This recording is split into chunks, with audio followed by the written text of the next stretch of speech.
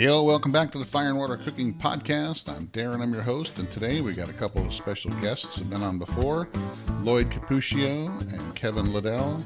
And today we're going to talk about aged meat, how to do it, why we do it, and all that. I'll be right back with Kevin and Lloyd, and we're going to talk about aged meat. Smoking, grilling, getting hot and hotter, sous vide and chilling from fire and water.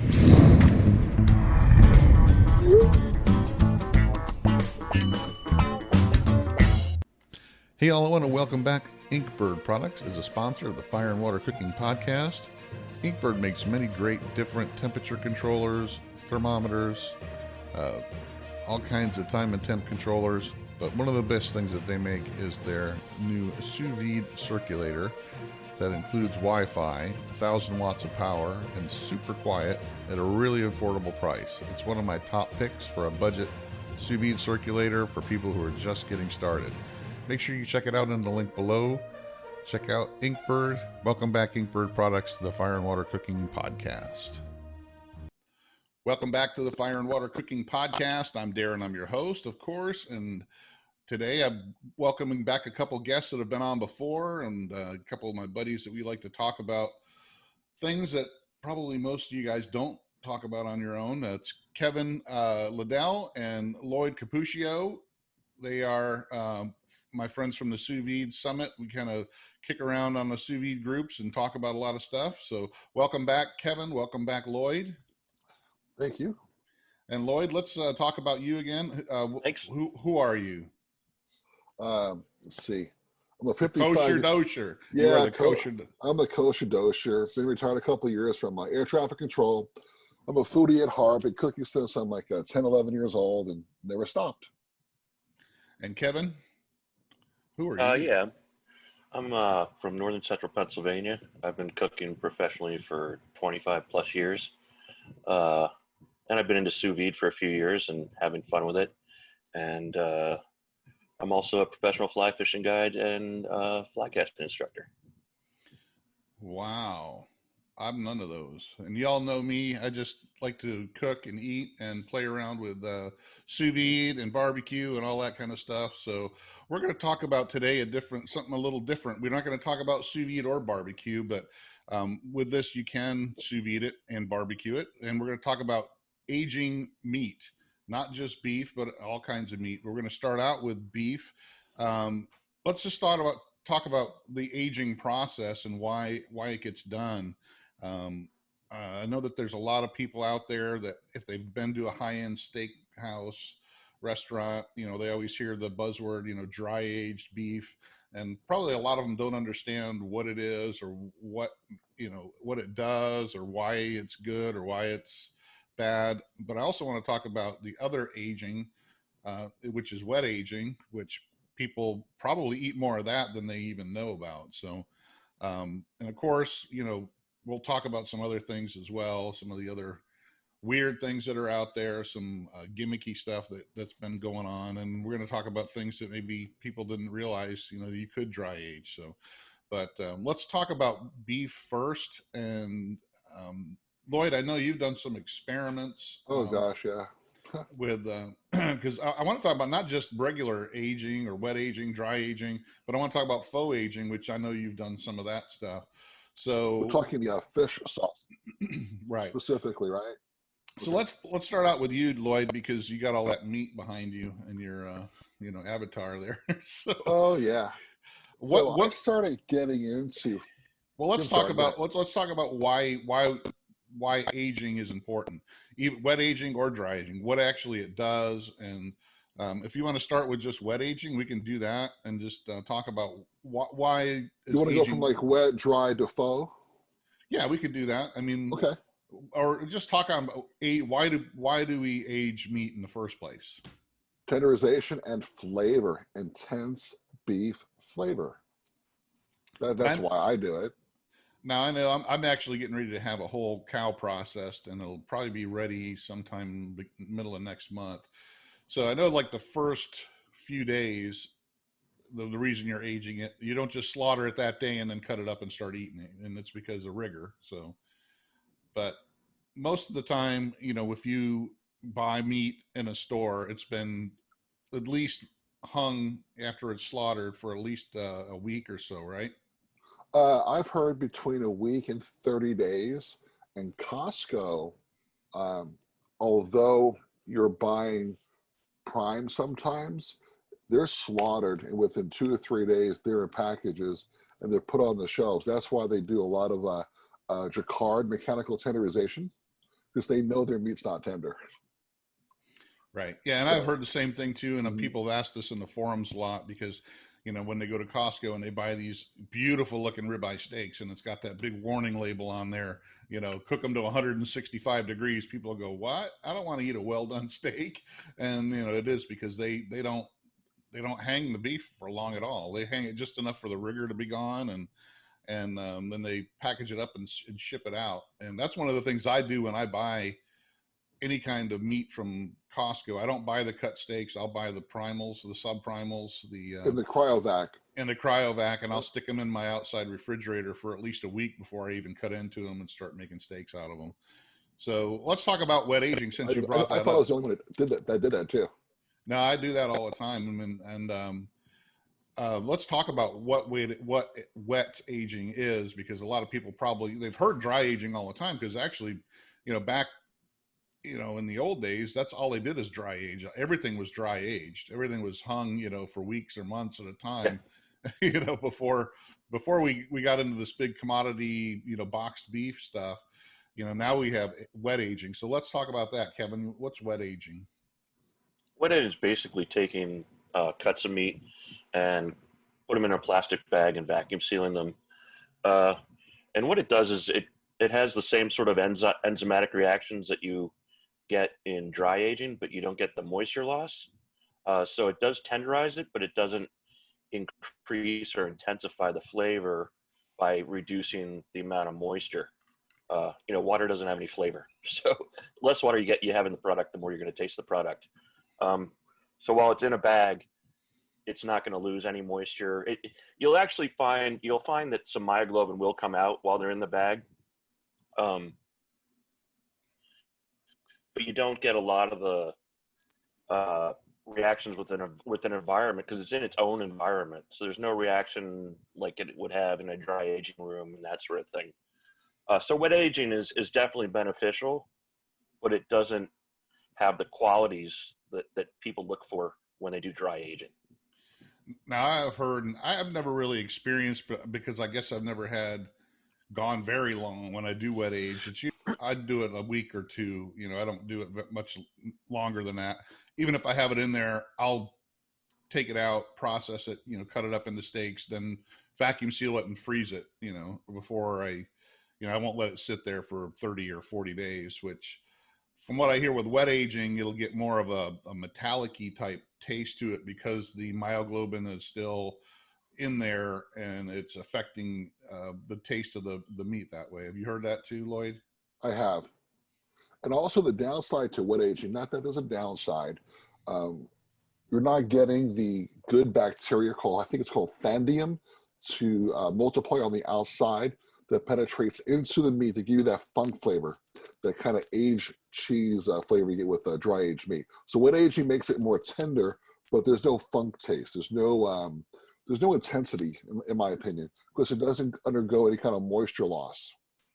So for wet aging, though, people can do that pretty easy. They can just buy Mhm. a subprimal at Costco or the grocery store. The big, the full ribeye or the big chunk of sirloin. Usually, any kind of like even a prime rib roast, they could actually just leave it in the cryo pack and let it sit in the refrigerator for a week or so, and they can wet age on their own pretty easy. Now, when it comes to dry aging, people get a little scared and they're really not as familiar with it. They've heard the term and they'll eat it at a restaurant, but they're, as far as telling people they can do it at home, they're kind of scared. But there are some ways you can do that now that we'll kind of talk about. But since you touched on it, the difference between wet aging and dry aging actually will release some of the moisture from the meat, which affects the flavors.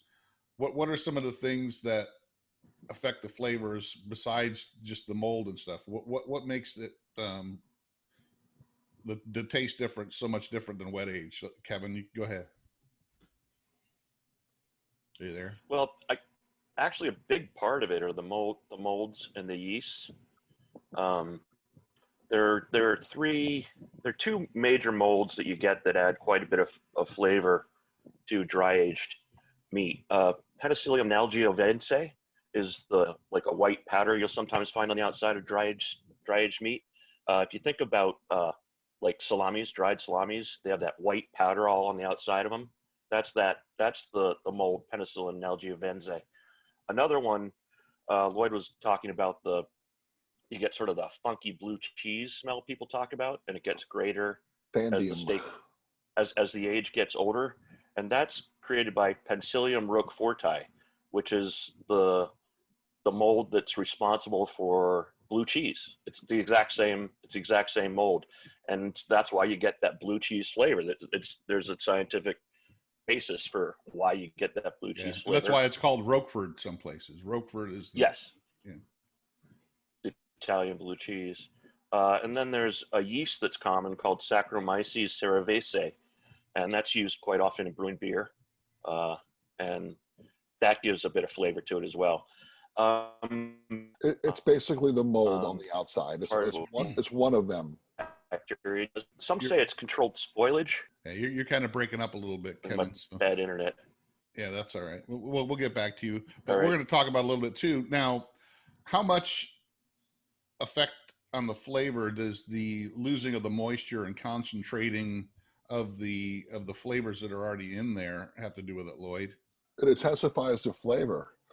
It's like I can talk about, let's say, chicken. Everybody's brine chicken, correct? Poultry, Thanksgiving. And you contrast that, let's say, with dry brining. Well, with wet brining, you actually kind of dilute the flavor. So it appears more moist, but you're eating it, but you get that diluted chicken flavor or poultry flavor. Whereas when you dry brine, you actually lose some moisture and intensifies the flavor. It's the same thing with beef. Beef is very, very wet, very a lot of moisture. If you lose a percentage of the moisture content, it intensifies that beef flavor. And that's what I want. So that's why I prefer dry age over wet aging. But not everybody has dry aged meat. Right. And I know another thing too with dry aging, since we're talking about the molds and stuff that create that added flavor, more of a nutty or blue cheesy type flavor, the longer you go, the more intense that gets. So there's some people that will, eat a 30-day dry age steak, but you give them a 60-day dry age steak and it's just like, ugh, they just don't like it. I mean, it's just like, it's a personal preference thing.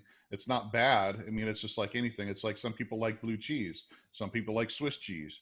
So the longer you go, and I've seen some of these crazy, long, extensive times.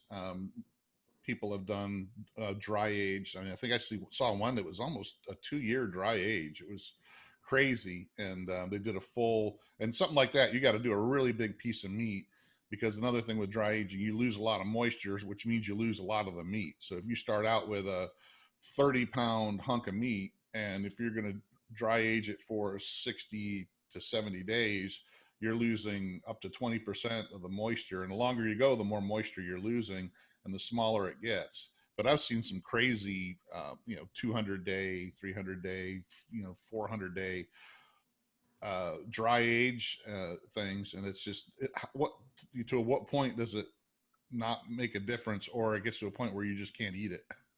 I've seen 500 How long, Kevin? day dry age. 500 day? 500 days. Wow. Did you taste it, or did you see a video, or? I saw a video. Yeah, I've never seen it for sale anywhere. I saw a video where they had a 500 plus. There was a 796 day. It was something really crazy number, and they had to slice it on a slicing machine. It was like eating not beef jerky, but it was like eating a salami. Yeah. Because the moisture content had been so much. And I haven't watched it yet, but I know that new Netflix special, the Chef's Table Barbecue, there's a chef in there that I think one of the things that he serves is a 200-day dry aged, but he doesn't totally dry age it. And this is one of the things I want to talk about. is that there's these other methods of aging that you see out on the internet now. And I know that there's some videos out there and I've seen it and I'm trying to debunk it. I've got Meathead and Dr. Blonder working on it, if there's any kind of science behind it, but it's these people that they age it in butter or beef fat, where they'll take a steak or a primal, and instead of just keeping it in the cryovac the way they wet age it, or dry age it, they actually dip it in butter or beef fat and coat it in that fat and let it age. And for some reason, they think that does something that you can't get with wet aged or dry aged. So I'm still trying to figure out what the science could be, because as far as I know, the butter and the beef fat aren't going to do anything as far as adding anything to the beef that's already there. Would that be similar to like wet aging, meaning that there's no moisture loss because it's locking in the moisture? That's There's what no moisture loss. Yeah, there's no moisture loss, and that's I don't know. to me all it can be doing is being a wet aged, and I don't know if you'd get any kind of different result. Yeah. And I think I'm going to do a video when I have this whole cow processed. I'm going to do some different kind of experiments, and I think that's one of the things I'm going to do. I'm going to do a regular wet aged, compare it to a butter age, like just a 30-day, just to see. But from what I understand in that Netflix video, he actually dry ages it for like the first 30 days and then coats it in fat and then, ages it the rest of the way in the fat. So do you think there's a benefit? And that would be like, semi dry aging and then wet aging it the rest of the way. Do you think it's from what I read, at the 28-day mark, you reach maximum tenderization. It will not get any more tender beyond 28 days. However, the additional funk and moisture loss will have a significant change. So if he's aging it for 28, 30 days, he's achieved all the tenderization he's going to get. And beyond that, I don't know. So that's what I'm trying to understand, what the benefit would be if you're not developing those. Yeah, there's no mold or no moisture loss to concentrate the flavor. So I'm trying to understand what, and there may be some moisture loss, but just not as, and maybe it's a smaller percentage than you would get when you dry age it. So I'm trying to, that's what I thought. I think I'm going to have, Meathead and Dr. Blonder kind of do some tests and try to put some science to it, because to me, it doesn't really make a whole lot of sense. And I think a lot of people do things like this just because it looks cool, and I think you're just wasting good fat and butter. Yeah. When I saw that thing with the butter, and this was a couple of years ago when I first saw it, it was a viral video, and it's like, it makes absolutely no sense to me, but it's that wow factor that people are going for, I guess, and people do things for, sometimes just to look cool, and you really can't explain it because I've never seen any science. I've tried to find any kind of what it actually would do any different than wet or dry aging, and there's nothing out there that I could see. So since Kevin's locked up again, hopefully he can come back here in a minute. But so there are other ways to dry age, and since, like I said, a lot of people are starting to try this at home now, and I'm going to share my screen because there's a couple ways that people can dry age. Like I said, wet aging, you don't really need any kind of special equipment. You can just pretty much put it in your your own refrigerator in the cryo pack. There we go. Nice. There you go. Okay. So, and I have these actually. I have some because I just had the lady contact me from My Dry, and she sent me some bags, and that's what I'm going to use when I get this steer. I'm going to take a couple of the subprimals and do some of my own dry aging. But they make these bags, which are a membrane, which supposedly allows moisture to exit the bag, but not have anything come into the bag. Have you done any of these kind of use these bags at all, Lloyd? So I first did it 7 or 8 years ago, and since then I've done it several more times with very, very good results. I found that unless you're doing prime, the results aren't that great. You get the mahogany glaze on the outside, but you're not getting that super funk that you would get if it was open to the air. The way the bags work, they'll let moisture escape. It'll prevent the bad microbial bacteria to grow on the inside. Requires good circulation in your refrigerator. So put it on a trivet. And what's really cool about the bags is that they'll maintain about a 60% humidity, which is required for dry aged meats. They're really good. And I've also used the bags for, charcuterie, whole salami, curing, sausages. I've used these bags a lot. Yeah, they make several different kinds, and I actually did some last year where I actually did a top sirloin, and I did a brisket actually that I did a 45-day brisket. I dry aged a whole packer brisket. How was Uh, it? it was good. The only problem, I did it for 45 days, and I picked a brisket that had a pretty thin flat section. So I lost a good portion of the flat just from it being, dried out and not really usable. But it turned out really well. I liked the fact that it was pretty easy, and I had a garage fridge I could stick it in, and I used a rack with put it on a pan and a rack, so it actually worked pretty well. I mean, I had no issues with, like you said, you don't get that The and funk. the funk, and you don't have to worry about a whole lot of bad stuff, because if you have other things in your refrigerator and then they're in the open air, a lot of the stuff can affect the flavors.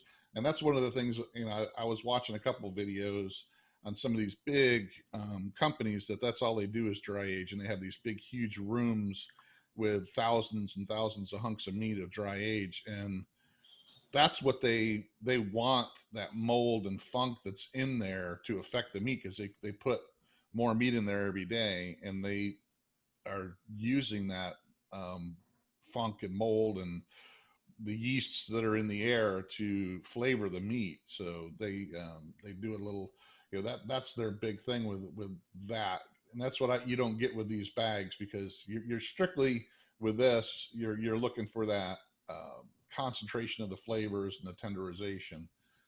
Those Uh, those those big companies that do tons of beef create their own climate, right. and each one of those, they have their steak's going to be different than someone else's who has a different kind of microclimate.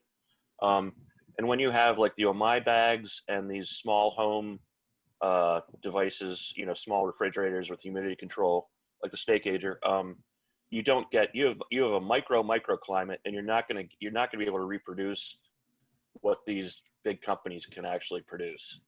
Right.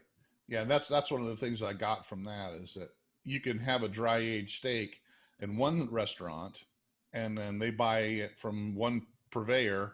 You go to a different restaurant and they buy it from a separate purveyor that dries a totally different way or different room, and it could be the same time frame and it just tastes totally different. Different technique too with the moisture level. You can control the humidity and the temperature, and you can get a different product.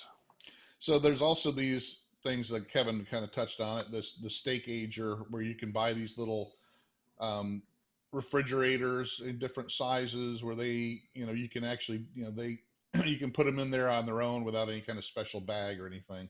And I think there's another one that's a higher end one called a steak locker.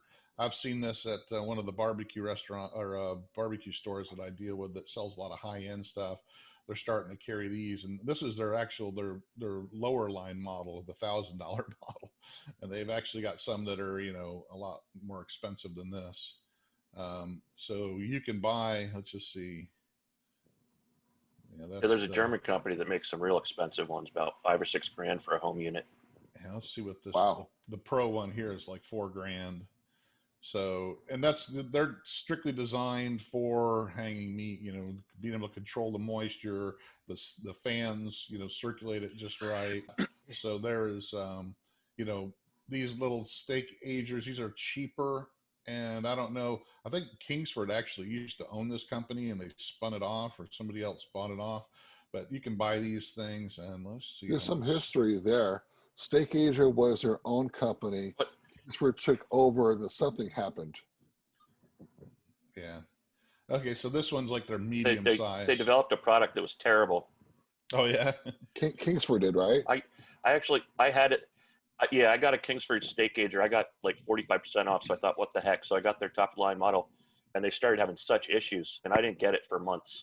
And when I got it, it was all beat to crap. The box was ripped Oh open. gosh. I just sent it back. I never even opened it. I just sent it back, said, give me my money back. So is And they this went out of different? business. So They went out of business. different? Sorry, you broke up. My Is this internet. company different then, or did he? That's okay. So Yes. did Steak Notice, Agent break off from Kingsford?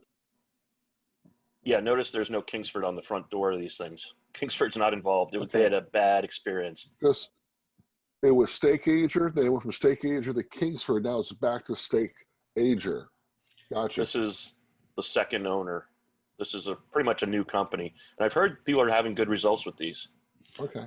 Yeah, so their bottom of the line, their Pro 20 model here, I guess, is 750. They got a smaller one.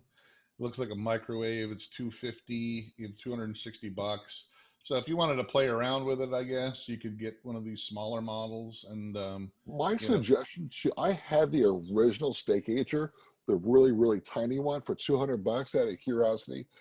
I didn't have great results, but one of the things I've noticed with size. So for your viewers, if you buy one, look at the internal dimensions and decide what kind of primal you're going to buy, because you get better results with large primals.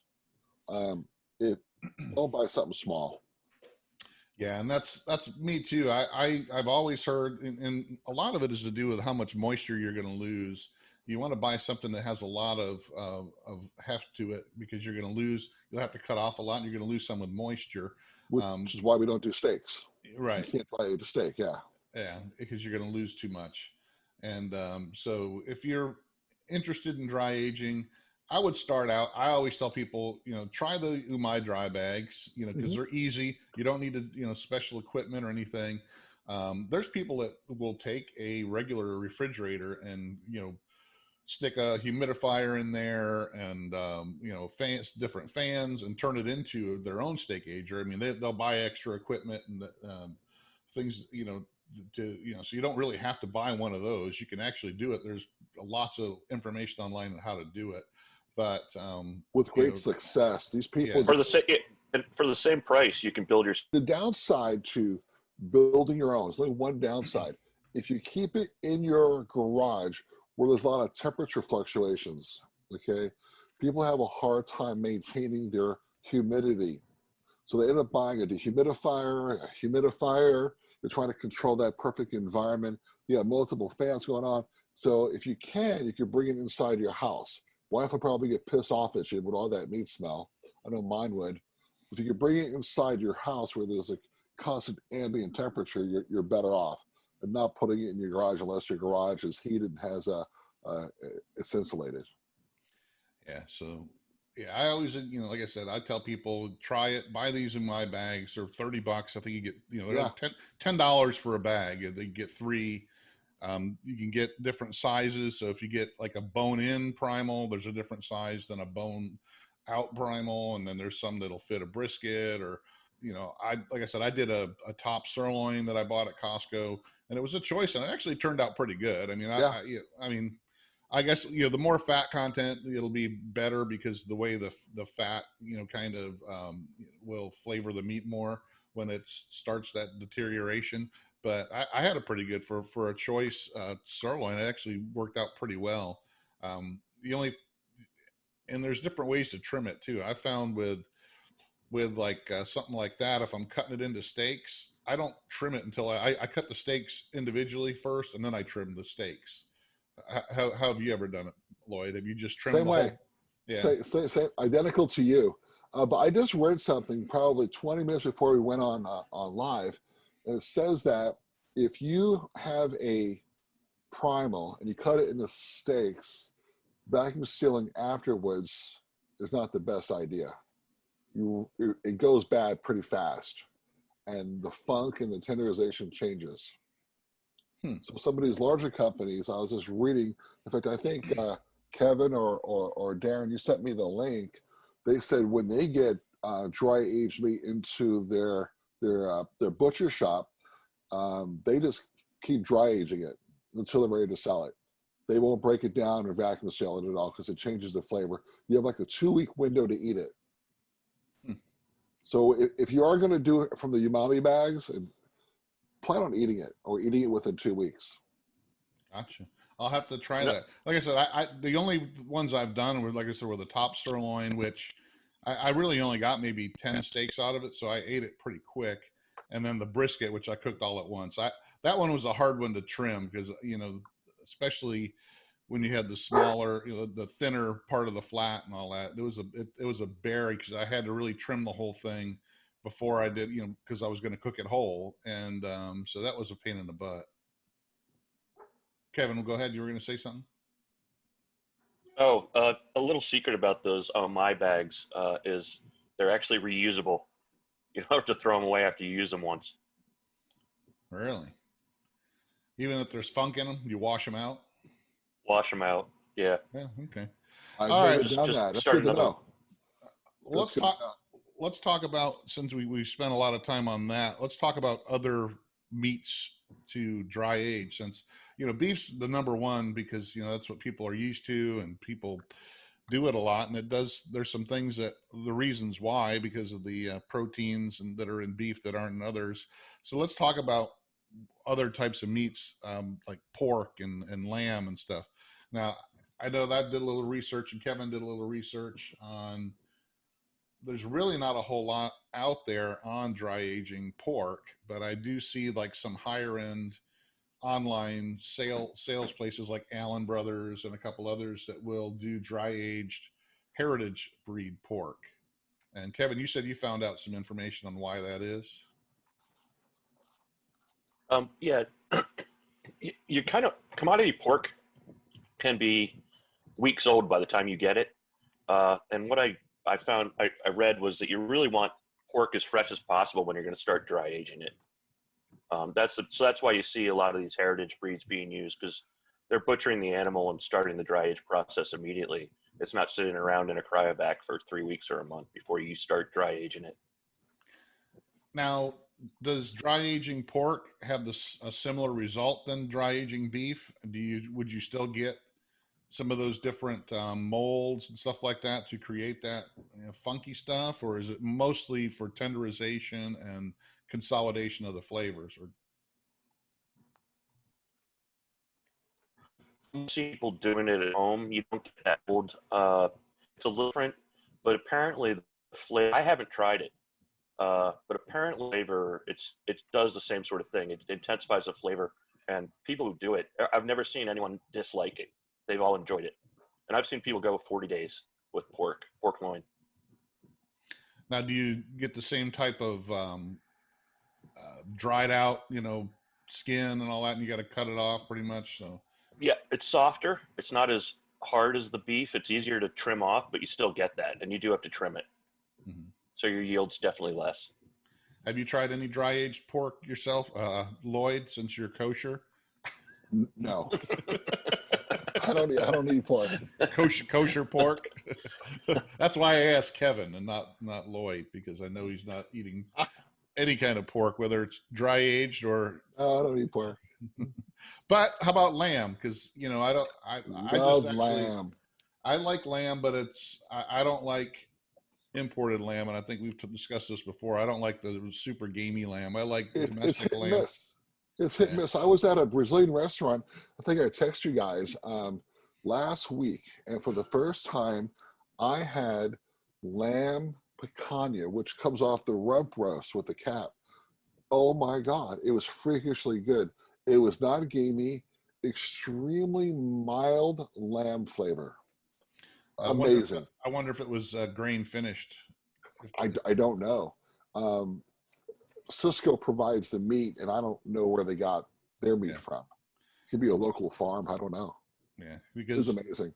that's the biggest difference I've found. I've had, you know, I really stopped buying, any kind of imported lamb because I could, eat it, but my family just doesn't like it. I mean, they're just like, this is gross. I don't, it's too gamey.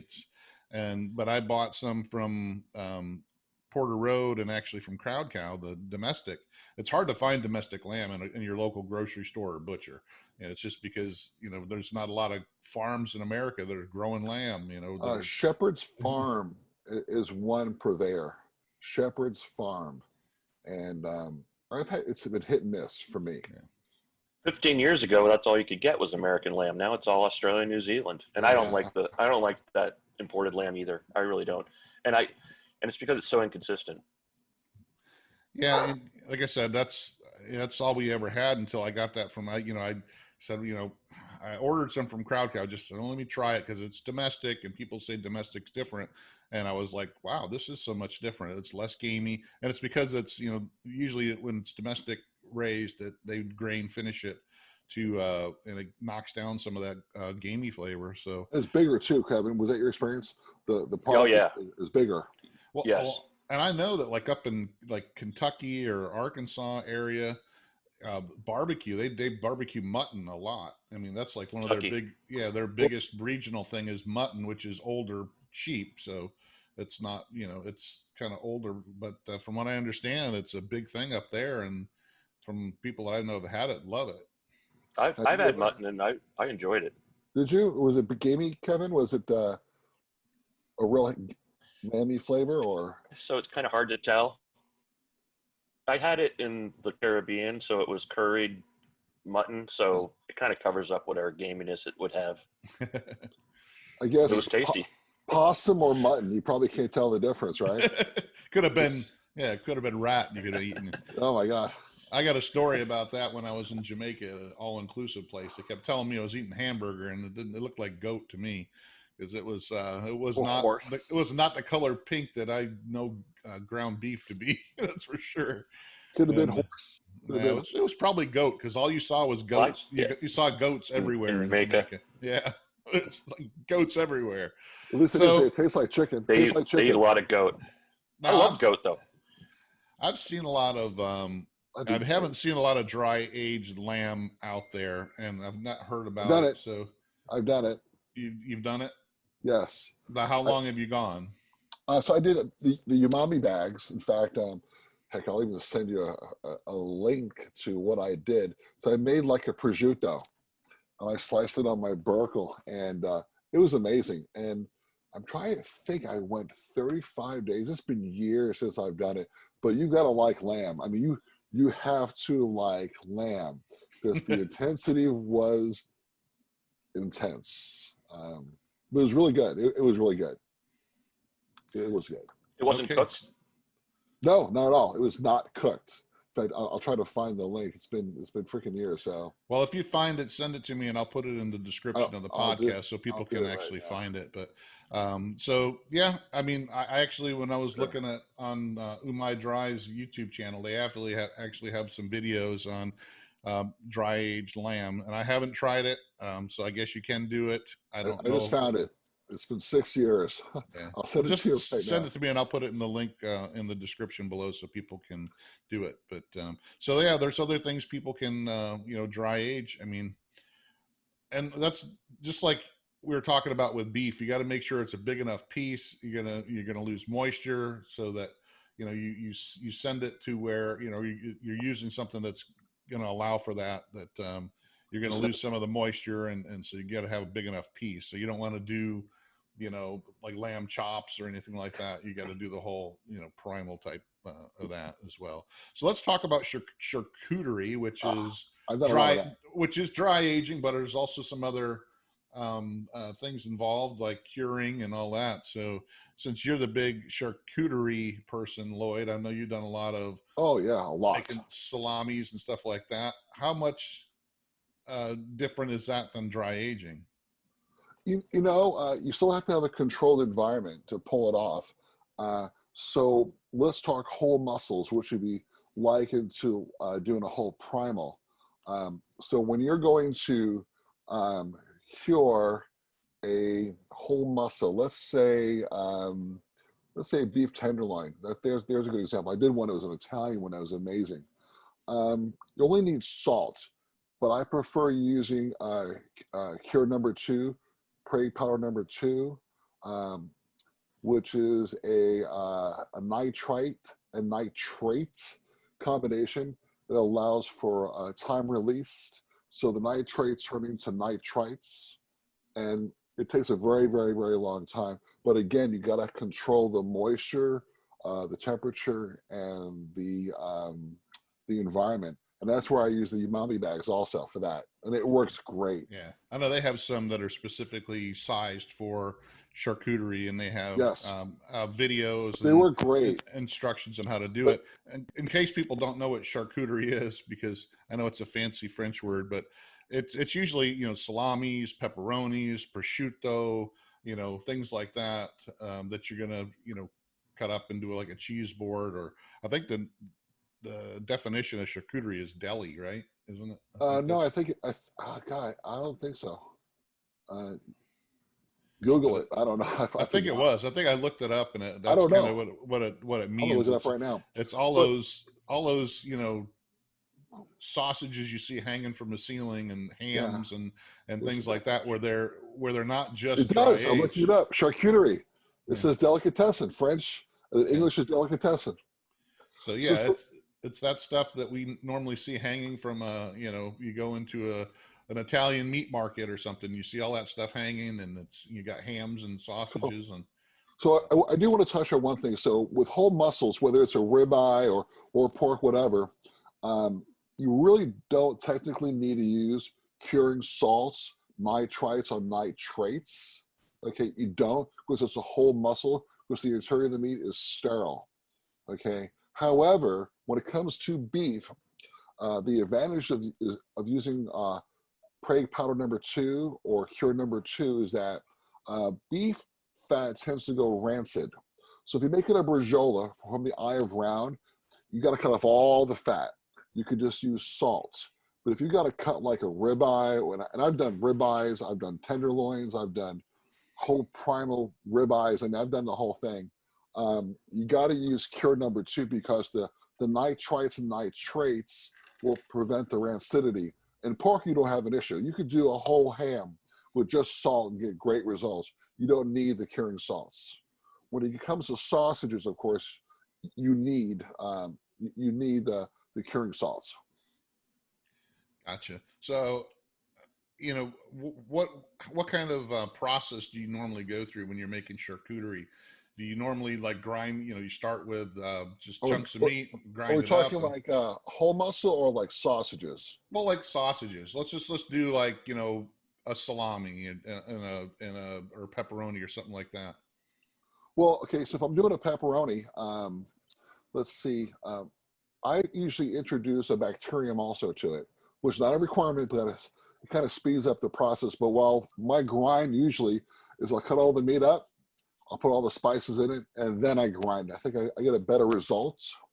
You don't have to use a bacterium, but the bacterium helps lowers the pH down to a proper percentage to avoid the bad, nasty bacteria that could just damage your product. It'll just mold and nasty. It'll just go bad. Do you introduce lactobacillus? It's a form of lactobacillus. It's a bacterium 600, I believe, but it's a form of lactobacillus. Yes, it's basically to hyper speed the pH down below 4.2. And it That's gives what you a it does. flavor. It has a nice Oh flavor gosh, too. The there's a tanginess. tang, yes, tang. Yeah. So if you go to old country like Europe, before there was bacteriums, it was kind of hit and miss. Some people got sick, some people didn't get sick. It really is. So what they would do is just throw salt, and there's bacteria in the air, and sometimes the meat would get contaminated with the good bacteria, and you end up with a good product. And then sometimes you cut into it, it's all green and nasty. So it really was hit and miss, where the bacterium gives you consistent results. So the goal is to make it safe to eat, you got to get the AW water percentage below 85, 0.85. That's where nothing will grow. The bad mold won't grow.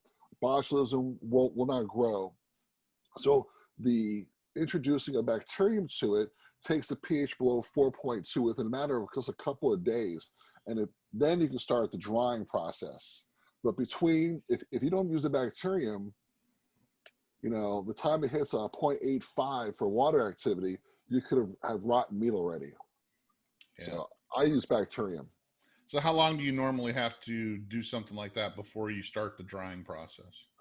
So it depends on the meat. So for sausages, you only need, 24 to 72 hours. That's it. So you've introduced the the bacterium, you've introduced prey powder number 2, we're talking dry curing now, okay? Within 3 days, you know, you've actually ground up all your meat, you put them all in the casings, you hung them outside to bloom and for the bacterium to create. So you need an environment of like 71 to 75 degrees, okay? After you hit those temperatures, right, you can tell by the color, and you can actually test the pH. Once it's below 4.2, I believe, then you can start the drying process. You gotta, you know, if you're not doing it in the umami bags, you gotta put it in a special controlled environment. And usually it's at very high percentages, like 85, 90%. And then as the product starts to lose weight, you start notching down the humidity. Because if you don't start out with a high humidity, you get a thing called case hardening. You guys familiar with case hardening? You are, Kevin, right? Case hardening? Yeah. That's where the outside gets hard, inside is mushy, and no moisture escapes, and you end up with bad mold. So with traditional dry curing, you're starting out with a very, very high percentage of humidity inside your controlled environment, you know, with humidity, fans, salt, you've got all kinds of Lysol in there, and you're notching the humidity down until the final product reaches a 25 to 30% weight loss, which gives you a safe product to eat. And your umami bags are simple though. You just put it in the damn bag and leave it alone and wait to hit the target weight and you're done.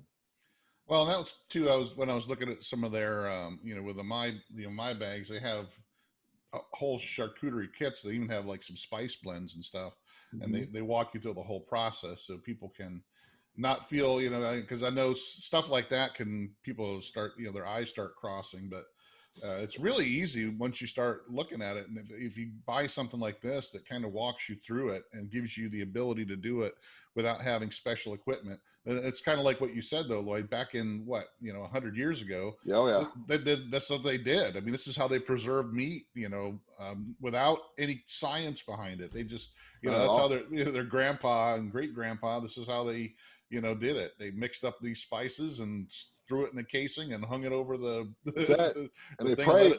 And they prayed that it didn't kill them. What they didn't know, so if you think about the salts back then, a lot of natural salts back then that were not overly processed had natural nitrites in it too. So they were actually preserving the meat with nitrites and didn't know it. Right. I just sent you a link, Darren, to my blog, and I have a lot of umami things I've done, a lot. From duck salami, duck sausage, to prosciutto, to sausages. I've done it all. So those bags work pretty well. Yeah, I'll definitely put the link to that as well. But done a lot of bacons too. Only need sodium nitrites though for bacon. Yeah, there's so many things you can do with it, and I'm kind of surprised. You know, I think I'm going to do more since I'm getting this whole cow, and I've got pork belly and stuff in there that I can do, you know, and it's easy to buy that stuff now. If you know, I know Costco usually carries pork belly, and they usually carry skinless pork belly, which is a lot better to make, you know, bacon and stuff from than some of the other stuff. So, I mean, I think I'm going to start playing around making some of my own salamis and stuff like that. It just seems like it's something cool to do, and not everybody does, and it's just something you know, that you can actually be proud of. You made something. So, I would start out with bacons. Bacons are so much easy to do. You're just taking, you know, either 0.19 or 0.25% of cure number 1.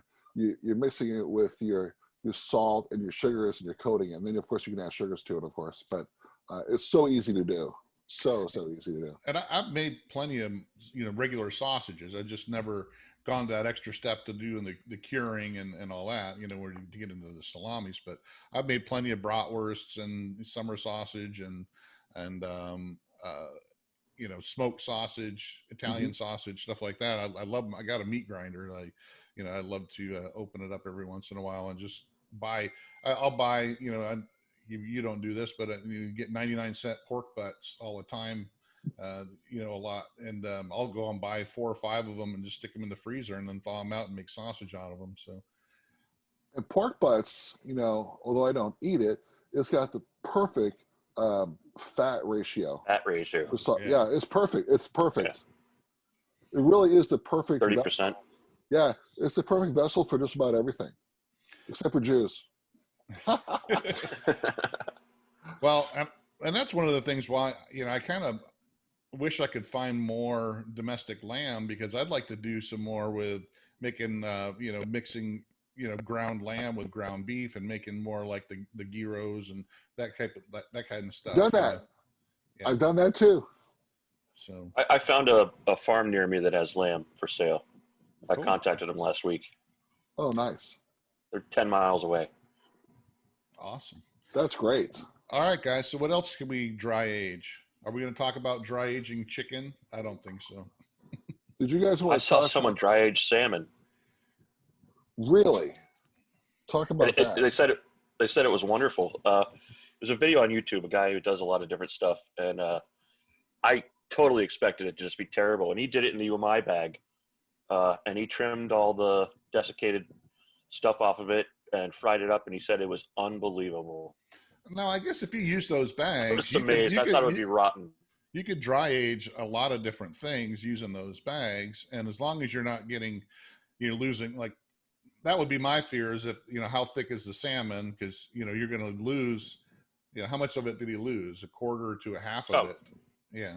So that gets to a point where easily it gets to a point where you're paying for 5 pounds of salmon. Now it's 2.5 pounds, and now it's twice as much as what you paid for it. You had to use a king or something, right? With a huge, it had to be a king salmon. It looked like Atlantic to me, but okay. I don't know what he used. Well, and I guess it depends on how long you age it as well. I mean, if you age it, 15 days, it's not going to be as bad as if it was 30 or 45 days. So he did 21 days. Yeah. I think he did 21. Wow. Something. But it's something that people can play around with, and these bags and stuff like, that makes it easier for people to experiment, as long as they're safe and not, Oh yeah. That's one of the things with when you're dry aging or wet aging. You got to do it in a refrigerator that keeps it below 41 degrees. That's for sure. So you can't have a refrigerator sitting out in the garage that's, going over 40 degrees all the time, because and I know I actually had a refrigerator out in my garage a couple of years ago that I couldn't get it under 42 degrees because it was an older one, and I wouldn't put anything in it that, it was just used for drinks. So, I was going to say soda. Sodas and beer was it. But, I really wouldn't put any other kind of meat in it. So you got to make sure that if you're going to use a refrigerator for these bags, that it can be under 41 degrees, preferably 35 to 37 degrees, I think is where the sweet spot is. If you're going to do it, I'd get one of those things on Amazon that monitor your temperature and your humidity. They're like $30, and you hook it up to your phone. You can monitor it from anywhere. It hooks up to the internet. Yeah, they're cheap. A couple articles that talk about aging meat inside your refrigerator, the whole primals, and I've never done it, but basically putting a pan of water in there, lots of salt in there, elevated your protein on a rack, and you can age. I've never done it. I've heard people gotten really good results.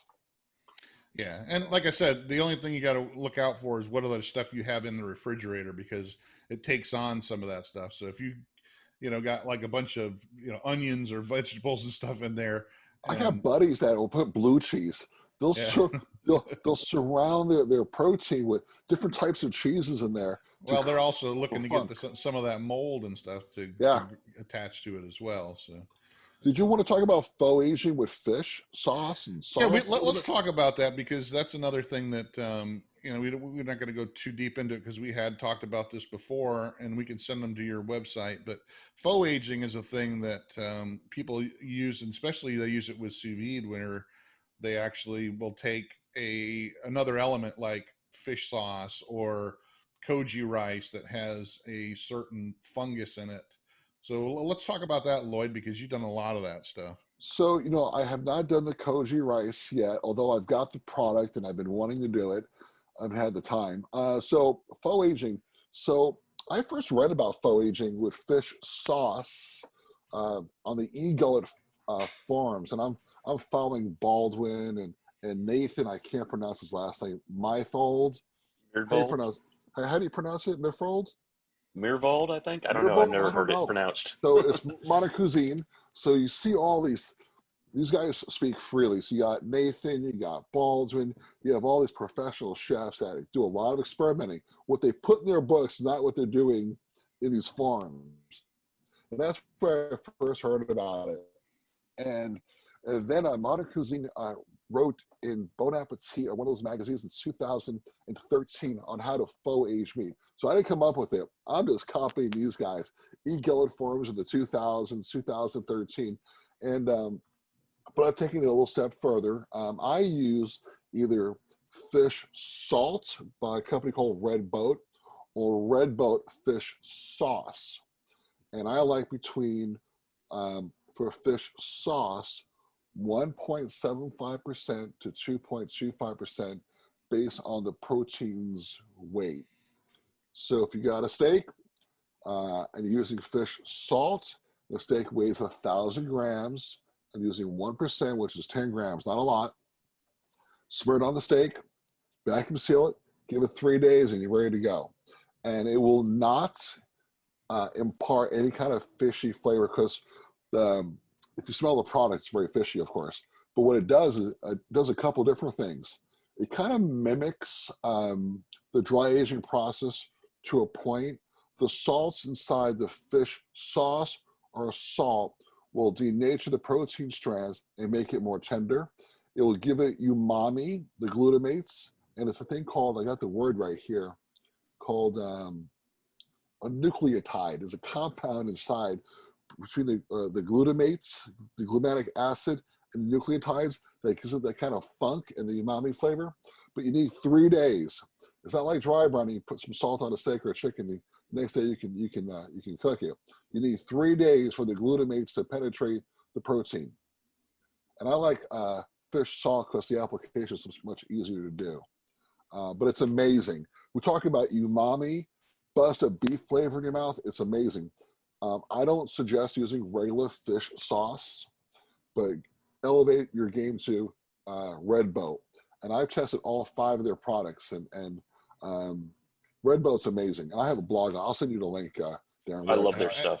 Yeah, love Red Boat. I'll put a link to some of your articles in the description too, because I've done the fish just using fish sauce, the Red Boat fish sauce. Mm-hmm. I've done that faux aging. I think I did a week on it on some steaks, but I also I used the koji rice and I mixed it with the fish sauce as well.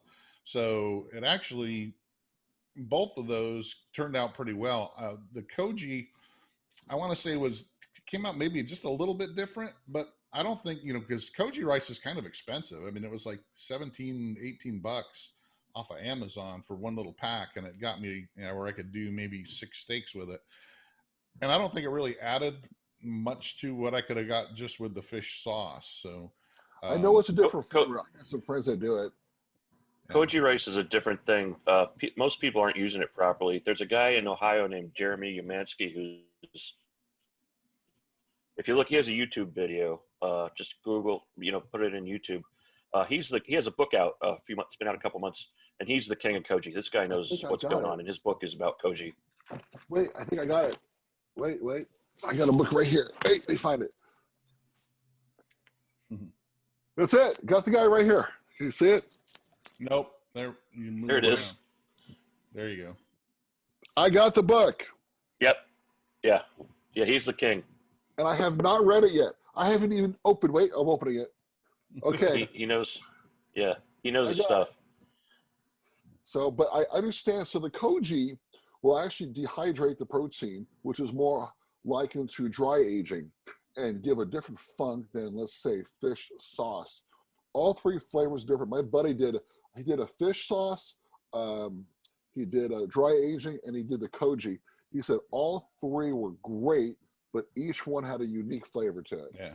Like I said, the one I did, I actually mixed fish sauce and the koji together because I saw that was something, somebody said, well, this is the best because it mixes both of them together. And, and I only had to, be able to compare it to just the fish sauce itself. And I don't know, maybe my palate's not as big. I just really didn't taste much of a difference in it. And actually my kids and my wife didn't really care for it. So okay. With koji, though, I've read, haven't done it. You can actually speed up the curing process too in the dry aging. Yeah. I haven't done that yet. I actually only did it for, I think it's a lot shorter process than just using the fish sauce. So, from what I did it anyway, from what I People found use it and for, what I for did dry it. curing. Yeah. All right. Well, I think we touched on just about everything we could talk about on aging and faux aging. I did want to say one last thing, and this is to some do of you your really? viewers. Well, Okay, this is go a ahead. little pet peeve of mine. And I think Kevin probably knows where I'm going with this. Oh, I know exactly where you're going. So with dry aged meat, and I'm not going to say who started this. I'm trying to find. I wrote an article on it here. And I didn't start it. Did I start it? I can edit this, right? Oh, cool. So people would like to equate. Can you still see me? I lost my freaking screen here. Yes, I can see you. All right. So people like to equate the outer layer. There we go. People like to equate the outer layer of dry aged meat with a pellicle. That's a bunch of bull. It's not a pellicle. Okay, it's a misnomer, and some chef came up with that term for it, and thousands of people were starting to use it. A pellicle is different than what's on the outer layer of a dry aged steak. We're talking dry aged meat is desecrated. It's autolysis. It's rotten meat on the outside. Right. There's bacteria. It's not a pellicle is a growth, right? It's something. It is. In fact, I looked up the word. It's called protosa. It's a protein. It's a small, thin membrane made up of protosa, which is used usually for smoked meats. So it's not a pellicle, people. If you're listening, okay, quit calling the outside of that freaking mahogany glaze a pellicle. It's not. So just say you're gonna scrape off the rotten part. Yeah, the desecrated meat, like Kevin just said. It's rotten meat. Before I smoke salmon for gravlax and stuff, I always let it sit out for hours or a day, and then it develops that sticky protein matrix on the outside, and smoke grabs onto it like it's no tomorrow. I do my bacons that way too. I'll buy beef bellies. I'll do the same thing. I'll rinse all the crap off, put it in the refrigerator, air circulation, and I'll develop that little tacky stuff on it so all the smoke attaches to it. I bought beef bacon for the first time yesterday, Lloyd. It was unbelievable. Oh, you liked it? Good. It was excellent. I bought it. I was thinking of you. I was like, well, Lloyd loves this stuff. I better try it. And I bought a pack, and it was wonderful. I had some last night. What was the company? Do you recall the company? It's a Pennsylvania company. I can't remember offhand right now. Okay. It's in the fridge. I'm not going to get it. I'll tell you later. Tell me later. Well, all right, guys. I want to thank you for joining me, and this has been great. And I hope people get something out of it. Make sure you guys check out Lloyd's blog, The Kosher Dosher. Check out Kevin has a great Facebook group called Sous Vide Food and Fun. You can check them out there. And I'm also in that group, and you can also check out, they're both in my group, and the Fire and Water Cooking Facebook group, Sous Vide Barbecue, Fire and Water Cooking. So check that out as well. And you can find this podcast on also my Facebook page and on YouTube, besides just being on an audio podcast now. So thanks, guys, for joining me. When we'll do this again, we'll come up with some other subjects that we can sit here and talk about for an hour. People have to listen to us. Thank you. I hope I get my internet fixed. All right, guys. Well, thanks for joining us. Thanks for following the Fire and Water Cooking podcast. And I will see you on the next podcast. Well, thanks again for joining us, guys. I want to thank Kevin and Lloyd again for being on. Make sure you check out Umai Dry. They make it really easy for you to age and make charcuterie at home. Check them out in the description below. Make sure you follow us on Facebook, Instagram, Twitter, and make sure you join us again on the next Fire and Water Cooking podcast.